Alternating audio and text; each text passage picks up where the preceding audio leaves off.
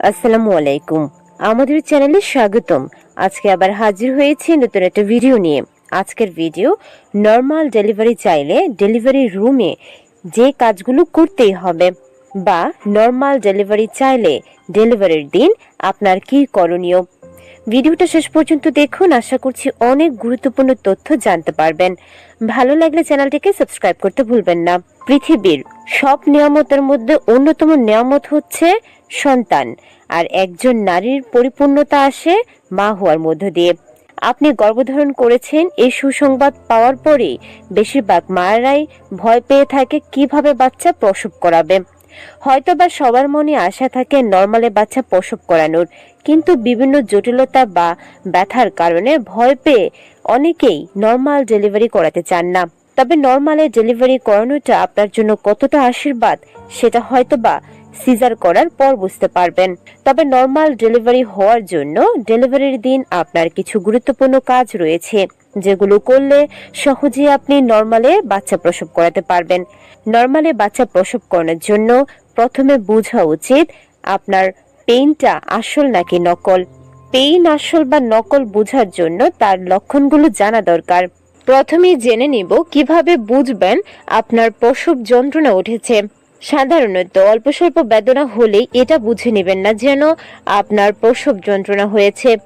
আপনার স্বাভাবিক ব্যথাই ঘন ঘন, এমনকি অনেকটা বেশি সময় ধরে এই ব্যথাটা থাকবে। ব্যথাটা এত তীব্র মনে হবে যেন একসাথে অনেকগুলো হাড় আপনার শরীর থেকে ভেঙে গিয়েছে। তাছাড়া যৌনি পথ থেকে বাদামি বা একটু গাঢ় রঙের তরল নিঃসৃত হতে পারে। এছাড়া পা দিয়ে অনেক সময় হালকা পানি গড়িয়ে পড়তে পারে।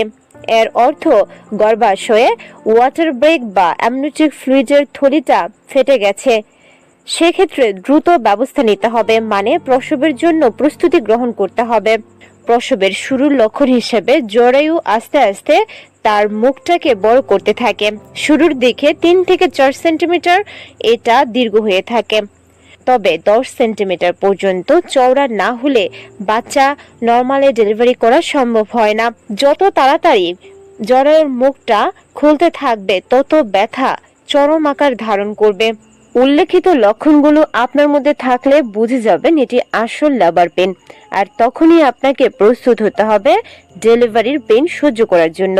লেবার পেন উঠলেই অনেকেই আছেন শুয়ে বা বসে পড়েন, মনে করেন শুয়ে থাকলে হয়তোবা ব্যথা কম হবে বা বাচ্চা প্রসব করার জন্য এটাই সর্বোত্তম পজিশন, কিন্তু এটা সম্পূর্ণ ভুল। লেবার পেন ওঠার পরে আপনি যতটা পারেন রিল্যাক্স থাকবেন, হাঁটাহাঁটি করতে থাকবেন। আপনার বাড়িতে থাকা হালকা কাজকর্মে নিজেকে ব্যস্ত রাখতে পারেন, এতে করে ব্যথাটা বেশি অনুভূত হবে না, আপনি একটু সময় পাবেন।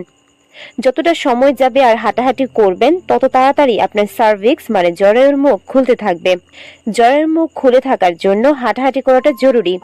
শুয়ে পড়লে এত তাড়াতাড়ি জরায়ুর মুখ খুলে না। নরমাল ডেলিভারি হওয়ার জন্য নিজের শক্তি বজায় রাখাটা খুবই জরুরি। তার জন্য নিজেকে শান্ত রাখতে হবে, চিন্তামুক্ত রাখতে হবে। আপনি যদি কান্নাকাটি করেন, উদ্বিগ্ন হয়ে যান বা চিৎকার করেন, সেক্ষেত্রে বাচ্চা উপরের দিকে উঠে যাবে। এতে করে দীর্ঘ সময় আপনার বেদনা সহ্য করতে হবে, মানে প্রসব অনেক দেরিতে হবে। সব থেকে যে ব্যাপারটা জরুরি সেটা হচ্ছে অতিরিক্ত চিৎকার চেঁচামেচি বা কান্নাকাটি না করা। এতে করে আপনার শরীরের এনার্জি একেবারে লস হয়ে যাবে, যার ফলে আপনি নিচের দিকে পুশ করতে পারবেন না। আর পুশ না করতে পারলে ব্যথা তীব্র থেকে তীব্রতর হবে, আর নরমালে বাচ্চা প্রসব করে সম্ভব হবে না। প্রসব বেদনা কমাতে এবং নরমাল ডেলিভারি হওয়ার জন্য দীর্ঘক্ষণ শ্বাস নেওয়ার প্র্যাকটিস করাটা খুবই গুরুত্বপূর্ণ। গর্ভবতী হিসেবে গর্ভাবস্থার শুরু থেকেই আপনি ব্রিদিং এক্সারসাইজটা করতে পারেন। দীর্ঘক্ষণ নিঃশ্বাস নিতে পারলে আপনি খুব সহজেই পুশ করতে পারবেন। আর আপনি যদি পুশ করতে পারেন তাহলে বেদনা কম হবে, অল্প সময়ে বাচ্চা ডেলিভারি হয়ে যাবে। আপনি যদি আগে থেকে নিঃশ্বাস গ্রহণের প্র্যাকটিস না করেও থাকেন, প্রসব বেদনা ওঠার পর নির্দিষ্ট একটা পদ্ধতি ব্যবহার করতে পারেন, যার মাধ্যমে বাচ্চা সহজেই নিচের দিকে নামতে থাকবে। সেটা হচ্ছে আপনি মুখ দিয়ে নিঃশ্বাস নেবেন আর নাক দিয়ে ছাড়বেন। প্রসব বেদনা ওঠার পর মুখ দিয়ে নিঃশ্বাস ছাড়তে নেই, এতে করে বাচ্চা উপরের দিকে উঠে যায়। তাই চেষ্টা করবেন মুখ দিয়ে নিঃশ্বাস নিতে আর নাক দিয়ে ছাড়ার জন্য। মানুষের জীবন কোনো সিনেমা নয়, হঠাৎ করে প্রসব যন্ত্রণা উঠে যায় না। প্রসব যন্ত্রণা মিনিমাম 3 থেকে 4 ঘন্টা আগে থেকে অল্প অল্প করে হতে থাকে, একটা পর্যায়ে এসে তীব্রতর হয়। ব্যথা তীব্র হলে যদি আপনি হসপিটালে যান, সেক্ষেত্রে ডাক্তার আপনার বাচ্চার হার্টবিট, ওজন ঠিক আছে কিনা, পজিশন ঠিক আছে কিনা, এমনকি আপনার সার্ভিক্সের মুখ মানে জরায়ুর মুখ কতটা বড় হয়েছে সেগুলো পরীক্ষা করবে। এই সময় আপনাকে শুয়ে থাকতে হয়। কিছুটা সময় শুয়ে থাকার পর আপনি চেষ্টা করবেন আপনার আরামদায়ক পজিশন বেছে নেওয়ার জন্য, কারণ দীর্ঘক্ষণ একই পজিশনে শুয়ে থাকা অনেক বেশি কষ্টকর। বিভিন্ন ধরনের পজিশনে নিজেকে রাখলে বেদনাটা কম মনে হবে, সাথে প্রসব হওয়ার প্রক্রিয়াটা সহজ হবে। তবে এই সময় যেহেতু অনেক বেশি যন্ত্রণা হবে, সেক্ষেত্রে আপনার কোমর কিংবা ব্যাক পোর্শন মানে কাঁধের দিকে যন্ত্রণা হতে পারে। সেক্ষেত্রে পরিবারের কারো সাহায্য নিতে পারেন। পিছনে মালিশ করে দিলে বেদনাটা কিছুটা হলেও কমবে। এই সময় যতটা পারেন কষ্টটাকে নিজের ভিতর চেপে রাখবেন, কারণ অতিরিক্ত চিৎকার চেঁচামেচি করলে ডাক্তার ভয় পেয়ে যাবে আর বুঝবে আপনি নর্মাল ডেলিভারির জন্য প্রস্তুত নন। সেক্ষেত্রে এত কষ্ট সহ্য করার পরেও সিজার করতে হবে।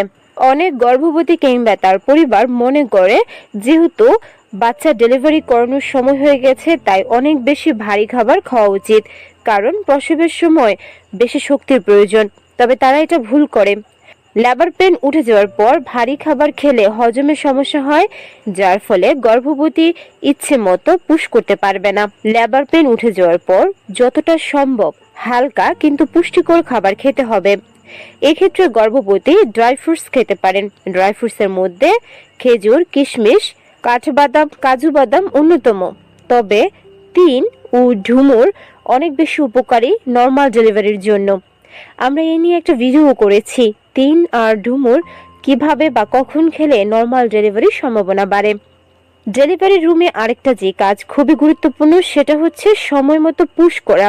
গর্ভবতীরা খুব দ্রুত আর ইচ্ছামতো যদি নিচের দিকে পুশ করতে থাকে, মানে বাচ্চা ডেলিভারি করানোর জন্য চেষ্টা করে, সেটা শুধুমাত্র তার শক্তিকেই অপচয় করবে। যদি গর্ভবতী মা কন্ট্রাকশন ফিল করে, মানে উপর থেকে যদি নিচের দিকে আসার জন্য বাচ্চা হালকা করে ধাক্কা বা চাপ দিতে থাকে, সেক্ষেত্রেই কেবল গর্ভবতীর পুশ করা উচিত, মানে নিচের দিকে চাপ দেওয়া উচিত, যাতে করে বাচ্চা খুব সহজেই নিচের দিকে নেমে আসতে পারে। নিচের দিকে পুশ করার সর্বোত্তম সময় হচ্ছে যখন আপনার সার্ভিক্সের মুখ মানে জরায়ুর মুখ 10 সেন্টিমিটার বা তার কাছাকাছি পর্যন্ত খুলে যাবে, তখন এই সময় পুশ করলে বাচ্চা খুব সহজে ডেলিভারি হয়ে যাবে। প্রসব ব্যথা সহজ করতে বা কমাতে প্রাচীনকাল থেকে বিভিন্ন ধরনের সুগন্ধি ব্যবহার করে আসছে। একটা সময় ছিল যখন এত ইমিডিয়েট চিকিৎসা ব্যবস্থা ছিল না, তখন বেদনা কমাতে এই ধরনের উপাদান বেদনানাশক হিসেবে কাজ করেছে। শুধু প্রসব বেদনা নয়, নর্মাল যে কোনো বেদনা কমাতেও এটা কার্যকর। তার মধ্যে অন্যতম হচ্ছে লেবু পাতা। তাজা লেবু পাতা কিছুক্ষণ নাকের কাছে যদি রেখে দেন, তাহলে দেখবেন ফ্রেশ একটা অনুভূতি আপনি পাচ্ছেন, যা বেদনানাশক হিসেবেও কাজ করে। তাছাড়া লবঙ্গ, যেটা আমরা মশলা হিসেবে খেয়ে থাকি, অল্প কয়েকটা লবঙ্গ তাওয়াতে কিছুক্ষণ টেলে নিতে হবে। সেই লবঙ্গগুলো একটা রুমালের মধ্যে নিয়ে কিছুক্ষণ শুকতে থাকলে গর্ভবতী খুব কম ব্যথা অনুভব করবে। এটা কার্যকরী এবং প্রমাণিত একটা পদ্ধতি। তাছাড়া প্রসব বেদনা কমাতে এবং প্রসব সহজ করতে পানি পান করা খুবই গুরুত্বপূর্ণ। আমরা সবাই জানি বিশুদ্ধ পানি যে কোনো ব্যথা উপশম করতে কার্যকরী ভূমিকা পালন করে। যেহেতু প্রসব যন্ত্রণা উঠেছে, আপনার শারীরিক সক্ষমতা অনেক বেশি গুরুত্বপূর্ণ।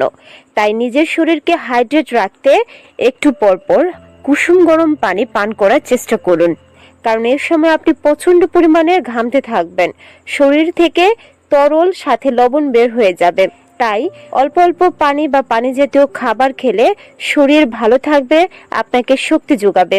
শুধু পানি পান করা নয়, যখন প্রসব বেদনা উঠবে তখন আপনি চাইলে কুসুম গরম পানি দিয়ে গোসল করে নিতে পারেন। এতে করে আপনার শরীরের পেশিগুলো খুব তাড়াতাড়ি সক্রিয় হয়ে যাবে। এর ফলে অন্যরকম একটা শক্তি বা এনার্জি আপনার মধ্যে কাজ করবে, যার মাধ্যমে বাচ্চার নর্মাল ডেলিভারির জন্য দীর্ঘ প্রক্রিয়াও আপনি সহ্য করতে পারবেন। আশা করছি আমাদের উল্লেখিত উপায়গুলো অবলম্বন করলে খুব সহজেই প্রসব বেদনা কমানো সম্ভব হবে এবং নর্মালে বাচ্চা প্রসব করাতে পারবেন। ভিডিওটা যদি ভালো লেগে থাকে অবশ্যই চ্যানেলটিকে সাবস্ক্রাইব করতে ভুলবেন না। আল্লাহ হাফেজ।